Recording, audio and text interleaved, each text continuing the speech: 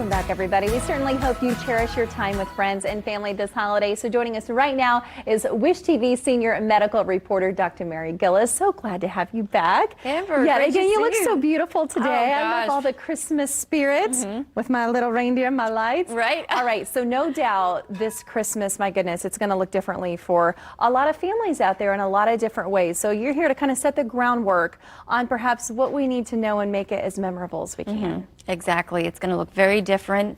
We might not be able to see friends and family. Yeah. We might not have as much presents under the tree. We might not even have a tree. Yeah. And maybe fewer presents. So I spoke with Deborah Ann Davis. She is a parenting expert. She is a best-selling author and an educator. She is fabulous, and she has some tips and for what we can do to set Christmas up. Okay. And she wants to give the gift of words. Words are very important. Ooh, the gift of words. The gift of words for children to come forward and recognize feelings. Right. What they want to do is parents want to acknowledge that they're sad, and they can see the sadness in their child's body language, looking sad or frowny face or just a little bit down. Well, I know COVID has done a lot to a lot of people, and it's not just us. I think we have to remember the children in our lives, even at various ages, they experience things too. They feel these things too. Exactly. And the parents want to say, I feel sad too. Yeah. And then they can say to their child, but I got your back. Right. It's going to be okay. Okay. And they're more likely to share their feelings when parents share theirs. Absolutely. I want to hear what she has to say. So here is Deborah. So if you say it's okay to express your feelings, then they will express their feelings, and then you will know what's going on with them. And when they're talking about, I feel sad, I can't see my friends, I'm scared that something's going to happen, refrain from jumping in with cheering them up. They need to be able to express it. When someone says, oh, don't worry, this will pass, you'll get over it, and leaves it at that, the person feels like they haven't been heard, and that makes them feel more isolated.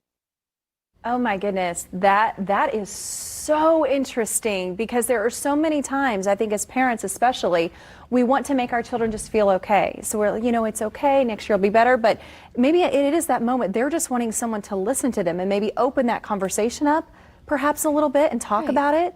And talk about it, and the gift, a present, give them the gift of the present. Of the present. And pay attention to what they're feeling, but also say things in the future that they're going to plan, things that we're going to do in the future. Okay.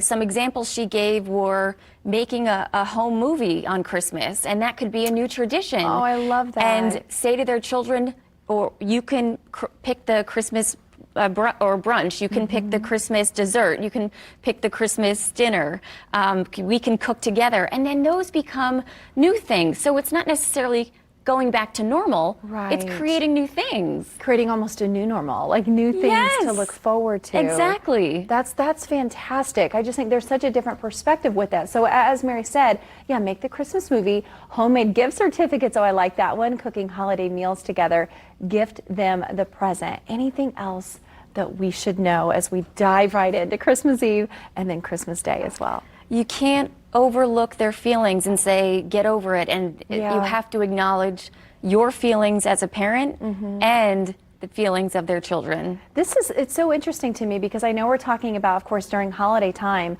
but I really think there's also something to say, which is so many things that we go through in life that maybe you're wanting to talk to a friend like, hey, this happened to me. And, you're really just wanting to talk about it, as opposed to that person saying, oh, it'll be fine, it'll be better tomorrow, because it's dismissive, right? It makes you feel like, oh, I guess I shouldn't have said anything. Right. I guess. Right. I can see how we as adults could feel that way too.